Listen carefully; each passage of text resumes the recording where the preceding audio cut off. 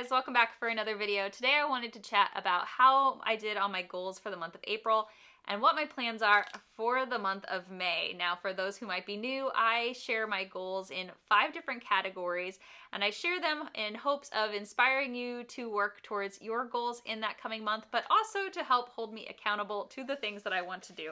As always, I have my little list in front of me of all of the things that I'm hoping to accomplish. So let's just dive right on in. In April, for my faith and personal goal, I had a 2-part goal. The first one was a little bit on the silly side. I wanted to try to limit how often I was slipping into the ums and uhs and likes, things like that in my speech, particularly in my videos, just because it has started to bother me when I heard others use those kind of filler words a lot, and I realized I had been doing the same thing quite a bit in my videos. I really tried in my videos to limit that. It slipped out more than once, but I felt like I did a good job of trying to lessen the amount that I was doing it. I even noticed it when I was talking to people just in my everyday life. It started out of something that I was doing really consciously. I was really trying to make sure that I was speaking well, and I feel like it got a little more natural as the month progressed. I'm going to continue to try to do that in future videos and hopefully limit those ums and ohs and likes and too many so's and things like that. That was my silly one. Now, my more serious personal goal was to find a new job. I had talked in last month's video how the agency that I do home care for was sold and they were getting rid of their night shift nursing positions, which is the position that I have. They weren't going to do after hours nursing.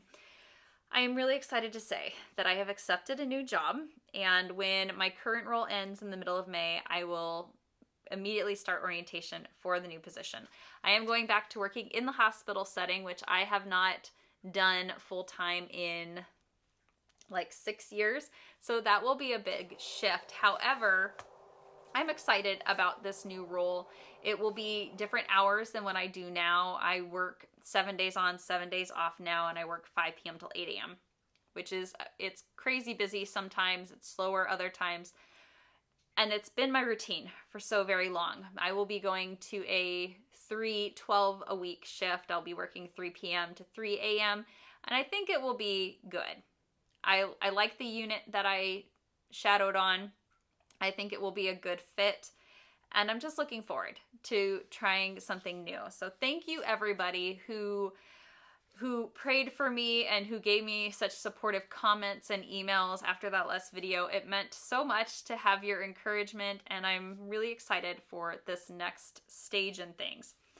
For the month of May, on the faith side, I finished up my Sermon on the Mount devotional that I was doing. That was from Daily Grace Co. It was a really good study, one that I would definitely recommend if you are looking for a good study on that portion of scripture. But I think in May, I am going to transition to doing more podcast devotionals. I really enjoy the Bible Project podcasts. They have a lot of great series. And in May, I'm spending a ton of time outside related to getting the garden and all of the vegetables started and things like that. And it's one of those things that's easy for me to do while I'm outside. I can throw in my AirPods and I can be listening to the podcast, listening to different devotionals. I found a couple on Audible that I want to try as well. And that way I am listening to something that is, that is good for my soul while I'm working. I'm feeding my soul in more than one way. I'm working with my hands and doing something I love, but I'm also listening to something that is helping me as well. So I think that is what I'm going to do for Faith in May, or try to do in May. But my fun personal goal is getting ready for my 40th birthday. So I turned 40 the beginning of June. I don't know how I got there. Yikes, 40. And we're going to celebrate with a big open house type party. We're planning to just invite people to come, have some food, grab a dessert, hang out. We'll have the fire pit going. Hopefully all of the things in the garden will be ready. People can walk around and check those things out as well, and just enjoy spending time with all the people in my life that I love. But obviously, if you're hosting a big party, there's a lot to get ready. Getting food, decorations, arranging tables, if we need tents, praying that the weather is good, because it's Indiana. And sometimes the weather is beautiful and sometimes you get a tornado warning. You just don't know. So really keeping my fingers crossed that the weather will be nice on the day that we're celebrating. I'm excited about it. At first I thought I would dread turning 40. And if you'd asked me when I was 20 what I thought about turning 40, I would have told you that's the end, right? But I'm really content and happy with where I am in life now. I love my life and I want to celebrate it. And I'm looking forward to being able to do that with all my friends and family.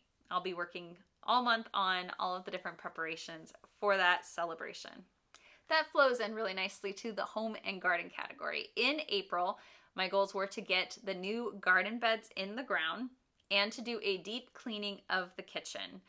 We ended up only being able to add one large garden bed expansion, and that is because it took far more cardboard and dirt than what I thought it would. And topsoil, the kind that I get with the brown, black, and peat moss mix, is very expensive now. It's super expensive. I got a huge load of soil delivered, and we do the no-till method of these big expansions. That means that I save up cardboard that has very little on it in the way of printing. I make sure that there's no tape left on it, no staples, anything like that. And we laid it out in a big, huge square, and then covered it with several inches of this mix, this soil mix. Over time, actually the previous one I did, it took less than a year, but that cardboard breaks down and it kills the grass underneath, and it worked out beautifully for the last time we did a garden expansion. So I knew this next one would work great. I just underestimated how much cardboard and dirt I would need, and it took almost that entire load to make that large bed. We had a little bit left over, which is allowing us to create some smaller beds along the edge of our property where we want to start putting in some bigger trees and shrubs to start to create kind of a windbreak, and also just to kind of beautify the landscape in general. So we were able to make a few of those small beds, but I'm going to be happy with the fact that we got the one large new bed in. It'll work out well for this year. In fact, I did a video where I gave kind of an April update on the garden. I showed you guys around, talked about the imperfections in the garden and how I'm fine with that, but the things that I'm excited for this summer. Next year, we will do that other big, large bed expansion, and that gives me a whole year to save up plenty of cardboard for that, and also to increase my budget of what I'm saving back so I can get enough soil for that project. Then I did the deep clean of the kitchen, and it was horrible. Horrible. Horrible. I pulled out my fridge, and I could not believe how much stuff falls behind and under your fridge. It was embarrassing. It was so bad. I pulled out the stove, did the same thing. I even did a deep clean of my KitchenAid mixers. And I have had my one KitchenAid mixer since, when did I get that? I got it before Emma was born. 2005, maybe? Like 19 years ago? Oh my goodness. It needed it so bad. But they look very nice now. It was a project. Reorganized the pantry, cleaned things out in there. I pulled everything out, made sure everything was clean. It took a while to get that done, but it was much needed, and it is probably the room in the house that is most used, and it's the one that needed this deep clean the most. But I felt really good when it was done.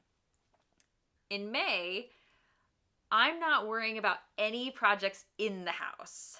I'm just going to try to make sure that the house is nice and clean before I have my party beginning of June. But all of my efforts in May are going to be to do stuff outside. I have been posting up on Instagram showing how I'm moving all of those seedlings I started down here under my grow lights outside to harden off. So in May, I need to get everything in the garden. All of the flowers need to go out. All of the vegetables need to go out. All of my annual flowers need to be purchased and put into pots and put into the ground. I'd like to have all of that buttoned up and done and mulched before my birthday party. That is my goal for May. And I have a ton of things to plant, but it will be a labor of love. I know I will enjoy it, but I want to get it all done in the month of May. And again, the weather needs to cooperate for this to happen. In the homeschool category, I had 2 goals in the month of April. The first of those goals was to work on the mental health elective course that I'm trying to write for my teens to use next year, and I will also be sharing that with you guys. I had talked in several previous videos how I wanted to create 2 one-semester electives for my kids to do next year. I wanted to do a life skill course, and that course is done. The launch video is filmed. It is on the calendar. I'm really excited to get that out to you guys. It's been ready for a while. It just took me a bit to get the video up and going for that. I did all of these curriculum review videos that kind of pushed that to the back burner. But it's ready, and it's coming out soon. The second course I wanted to do that with them was on mental health, and that is one that's going to teach them about different types of diagnoses, anxiety, depression, bipolar disorder, and so on, how those are treated, both conventional methods and alternative methods, and then also ways to improve and protect their own mental health. It's proving to be a challenge simply because the research is taking me a really long time. I do feel like I got a good chunk of it started in the month of April. I was focusing on anxiety and depression in April. Those were the 2 things that I was researching and working on writing up. I'm just trying to figure out the best way to kind of have them show their learning. I'm not sure if I want to write quizzes or tests per se, or if I want to have some other type of activity worked into it. That's the piece that I'm kind of stuck on. Writing up the information for them to read didn't prove to be that difficult. It's figuring out how to kind of test their knowledge that I'm unsure of how I want to approach. So I'm going to continue working on that throughout the month of May. And in fact, I'll probably be working on that one for the majority of the summer, would be my guess. I've just got a lot of other things going on. So while I know I'd like to have it done before the start of the school year, in reality, it'll probably be August before I have it fully buttoned up and ready to go. But I will share that one, just like I'm going to be sharing the life skills course with you guys once it's finished. My other goal was to get my daughter ready for dual enrollment. So she's going to be doing several dual enrollment courses next year, and the school we had talked to had recommended we get our things in early. That meant making sure that her transcript was up to date, at least through her fall semester of her junior year, getting the application in, paying the fee, registering for classes, all that stuff.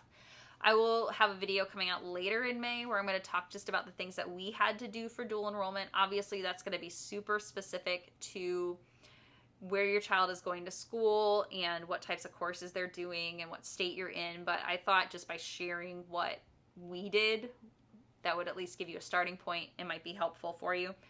So we did that in April, met both those goals, and I was happy with it. In May, we are wrapping up our homeschool year.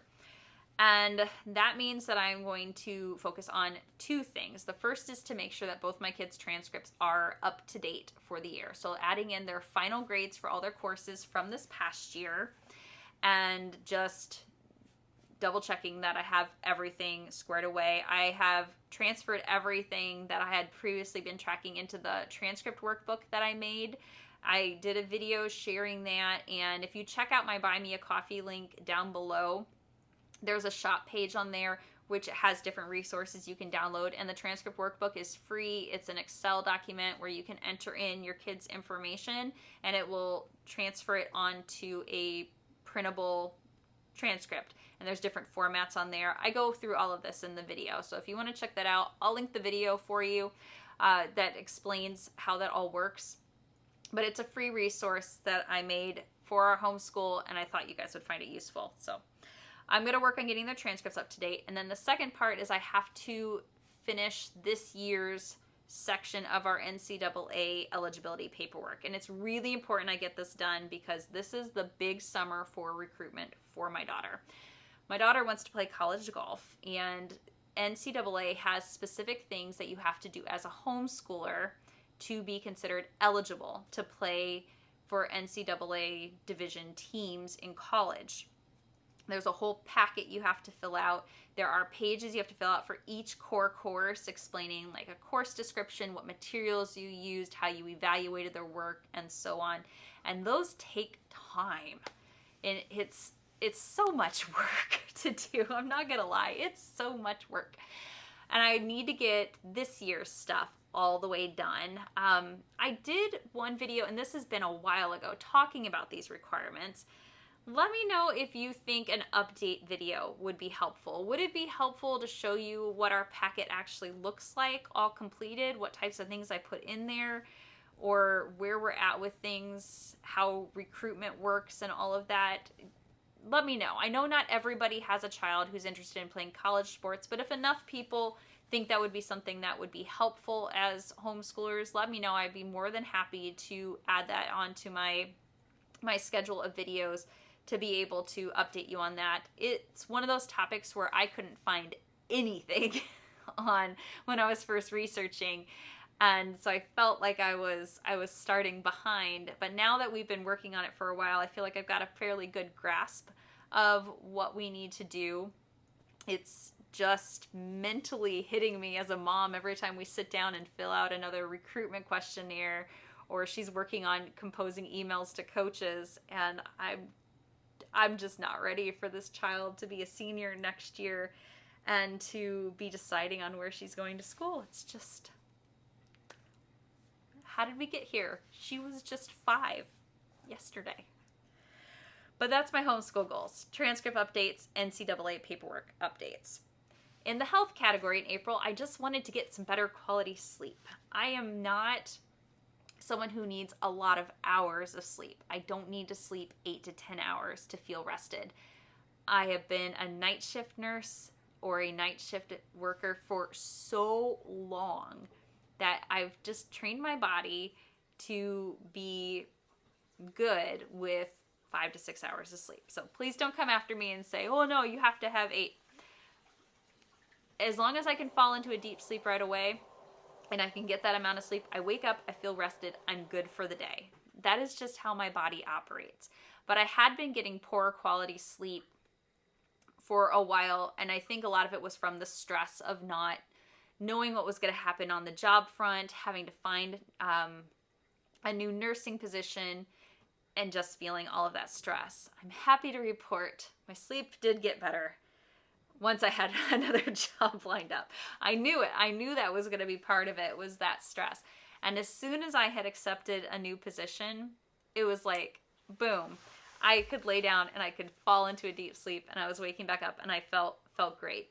Now I did start working some other things in, which I'm going to try to keep up on those, because I do feel like they also helped me to relax easier and get into a deeper sleep quickly. I switched over to drinking a couple of different varieties of teas at night.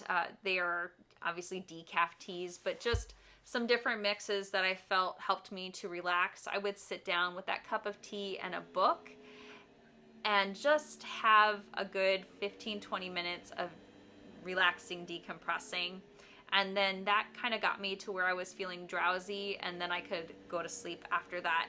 I also started to do a strict no phone for that last hour before I go to sleep.